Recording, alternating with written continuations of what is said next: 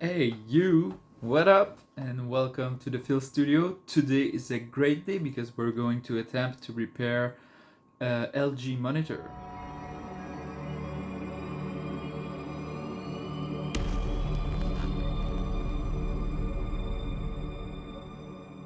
So for those of you who noticed, behind me most of the time there's my channel logo who's like sliding from left to right.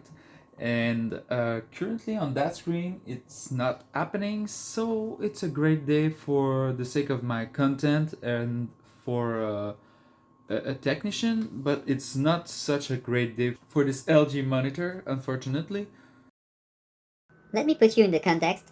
I usually I never shut down my computer. It just goes to sleep or I lock the session. And but one day I needed to do a little reboot of the PC. So in the morning I shut it down. When I came back at night, I powered up my PC and instantly noticed that special smell. And if you're a technician, you will for sure be familiar with that smell. It's kind of a mix of burnt dust or like rotten metal. It's hard to explain, but if you're a technician, you for sure you know what's that smell. And I was kind of panicking because I thought the smell was coming from my PC, and after some verification, everything was fine. And once the Windows boot up, I noticed half of my screen was kind of all dark in like a brownish burnt tint. So I'm kind of confident that we'll be able to repair this monitor, but there's a backstory with this screen. I think it's 6 or 7 years ago. I needed to repair it, and I just swapped the capacitor that was damaged. So if we're lucky today, we switch a capacitor and everything works fine. And if we're not so lucky, could be a backlight driver or even like a section of the driving process. So let's hope for the best. I would really like to repair that screen because um, it's been serving me for 10 years. Like my Zoom H4n, I want to repair everything I can before I end up just scrapping it. But I'm aware that this screen is pretty old, so if I need to replace it in the end, well, I'll just replace the screen, but I'll do all I can to repair it. So enjoy that. Hey there, apologize for the long story, but if you're curious about any part I skimmed over, feel free to ask in the comments. So to open this kind of LG monitor, you need to unclip the invisible plastic tabs around the frame. And note they're really fragile and located inside, so I don't recommend my questionable technique, like prying with rotational force. Well, it works, but damages the clip. Since this is my old monitor and the plastic is all dried up, I don't really mind. But if you're working on a customer's device, well, I really recommend you use proper tools. Something like a big plastic or nylon guitar pick works great.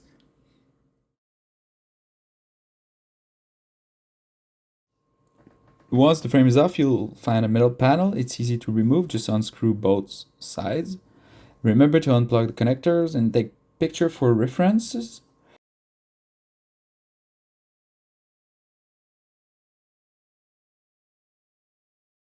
Especially that long ass ribbon cable, and you'll see why later. Now onto the power supply board. After unscrewing and disconnecting everything, I spotted some smoky trace on the PCB. It's a clear sign of overheating, concerning but not a deal breaker for now. And be careful with these small ribbon cable. You just want to pull them straight. Next up, the capacitors. These little guys often cause problem. I checked for bulging or damage and also noticed two blue capacitor I replaced 7 years ago. So what up, old friend? And since I didn't have replacement on hand for these capacitors that are like visibly damaged, I ordered them and proceed meanwhile to desolder all of the old capacitor. So a pro tip when replacing caps, it's best to swap them all if there's visible damage only on one of them. I use my soldering iron to eat the pad and the soldering braid to clean them up. And you'll see these capacitors are really bulged on the top, and even some of them where the bottom part just like half exploded or just ripped off. It's tough to explain, but you'll understand when you see one.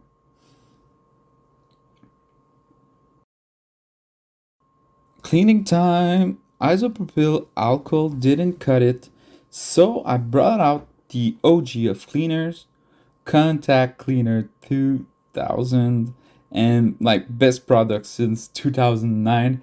Look how shiny that board is after just like a quick brush with a Q-tips. So with the new caps delivered, I soldered them in place. Two methods work. Solder one pad at a time and adjust so the capacitor is flush. You'll see me take a measurement of the caps. It's just to ensure that it will fit perfectly. And anyway, I did that like before ordering the part and made sure it would fit on the PCB. And the space between the two leg of the capacitor is called the pitch. And the other technique I like to use to solder is to use blue putty. So I place all of my capacitors or my parts, and then I applied the blue, and then I applied the blue putty to hold everything like in place while I solder. So I recommend you pick the one you prefer, but both are working fine. And this might sound like a beginner advice, but make sure you check the polarity of the capacitor on the board. Most of the time, the white line with the minus symbol on the capacitor indicates the negative leg or the negative end of the capacitor. So that's a nice trick to have. And on the board, most of the time, the footprint will indicate the positive leg of the capacitor.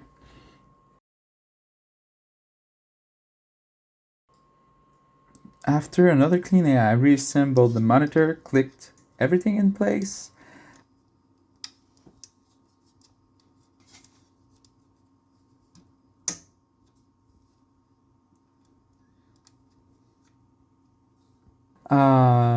And powered it up.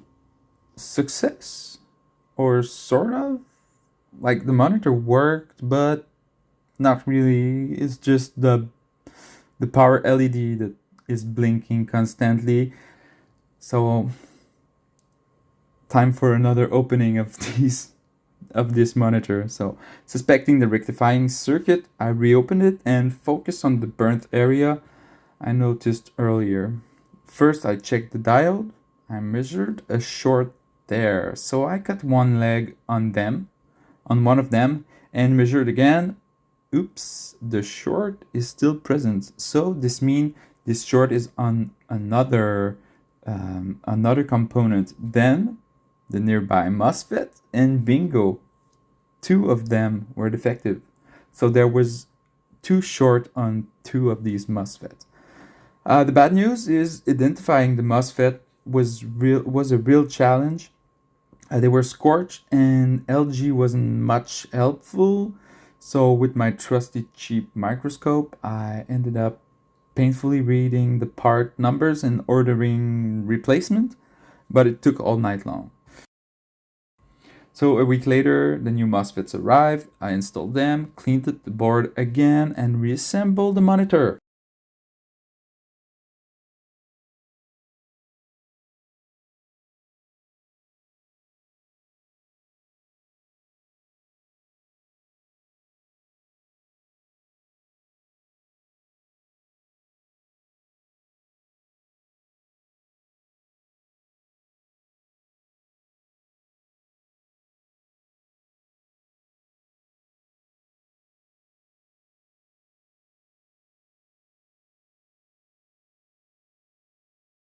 Feeling triumphant, I plug it in.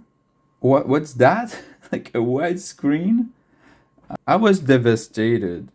Then, during editing, I saw the problem in my footage. I forgot to connect that long ass ribbon cable. Like after a quick fix, I powered back on and voila. The monitor worked perfectly, so special thanks to the video editor guy. And moral of the story, always plug in the long ass ribbon cable. Son, how do you push stop on that?